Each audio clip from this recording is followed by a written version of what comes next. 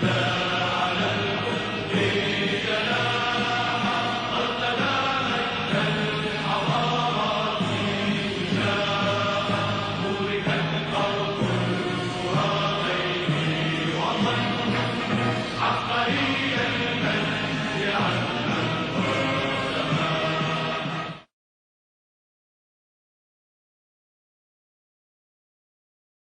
Saddam be effectively disarmed without war?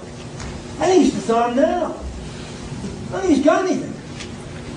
What about the unaccounted for weaponry? Chemical warfare? I know. First I heard. Concealment mechanism. First of all, I heard of all these weapons, these chemical weapons, was last week. I was not. I've listened to Ritter talk, and I know Ritter's got his problems, but he seemed to me be fairly well up on his facts. And Ritter always maintained that sure there was some stuff left, but it wasn't enough to amount to a damn. So effectively, he's not a threat. And that's my understanding. Now let him tomorrow night. We don't know that for a fact. Excuse me? That's not a fact. That's Well, yeah, it is a fact, because look, I told you the kind of war we fight. You have an idea of how much power we have. What the heck is he going to do with these weapons? Suppose he's got an atomic bomb, and he even hints that he's going to do anything with it. You'll level the whole country. I mean, to me, that as an American, I'm 70 years old, that's what's so impressive to me, is that this is a different country. We make no bones about the fact that we'll wipe them out. So what purpose would he possibly have if he's got the weapons and using them? You tell me.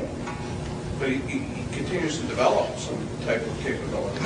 It's a question of what is he developing weapons? He lives in a neighborhood where everybody's got them. The Israelis have them. The Israelis have chemical weapons. The Israelis have biological weapons. Now, I don't know, but I assume the Syrians are also trying to get them. I'm sure the Egyptians are.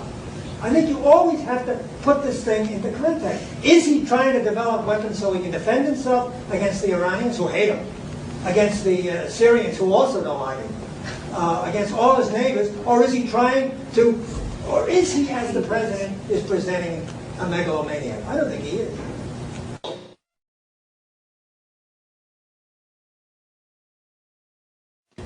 What the gentleman is referring to is the gassing of the Kurds, and although he hasn't mentioned it, specifically the incident at Halabja. Two things we know about Halabja. For those of you who don't know what Halabja is, it was an incident that occurred toward the end of the Iran-Iraq War in which civilian Iraqis, mostly Kurds, were killed with chemicals in a battle that occurred in the north of Iraq in the Kurdish territory. Is this different from the Marsh Arabs? Yeah, Okay. both. Those are Shias, Arabs. Okay. The two things we know about the Halabja incident, and it's interesting that whenever the incident is discussed in the United States or in Britain, these are always suppressed. These two facts. One, it was a battle. The implication is, whenever you read about it, that it was a wanton attack by the Iraqis on the Kurds because they were Kurds, and consequently it was genocide. It was not. It was a battle. The Kurdish group under Talabani Kurds, had sided with the Iranians and had enabled the Iranians to infiltrate the city of Halabja by night. In the morning, they burst from their hiding, they overwhelmed the garrison, they drove the Iraqis out. Now, that is much we definitely know. That occurred.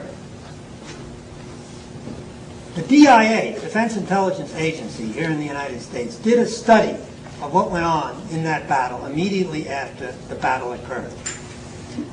And they concluded, on the basis of the condition of the bodies, that the Kurds were killed with a certain type of gas which the Iraqis did not have, but the Iranians did have. And therefore, they said that it was the Iranians that killed them.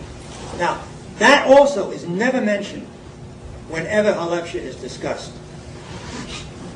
I'm not taking a brief for the DIA. It's entirely possible the DIA cooked its analysis, that it's a phony study. But the point is the study exists.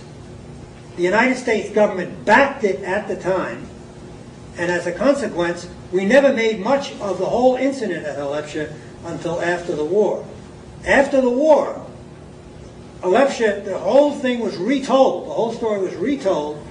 It became a genocidal attack, and today, if you talk to anyone, or if you read any account of that attack in the media, as I say, it's made out to be a case of genocide, and the business with the Iranians and the DIA is never mentioned. Because I was an intelligence officer at the time, because I worked with the DIA analysts that put that study together, and because they assured me that they were correct, I went along with them at the time, and I still go along with them. What does it take to get a hold of that stuff? You can't, it's classified. You mentioned that it was Iranian gas that killed them, and yet you had just said a minute ago that they sided with Iran, so why? The United States sided with Iraq. The Kurdish group that had sided with Iran. Oh, The Kurdish because group the was killed. town went back and forth, Okay. and both sides used gas. The Iraqis used mustard gas, and I believe the Iranians used a blood agent. Okay. So that was the basis, the determination. So more or less they were killed in the crossfire. You can't exonerate the Iraqis because they were using gas too. Okay. The only thing you can say is that this was a tragedy of war. Okay. It was not a deliberate case of genocide.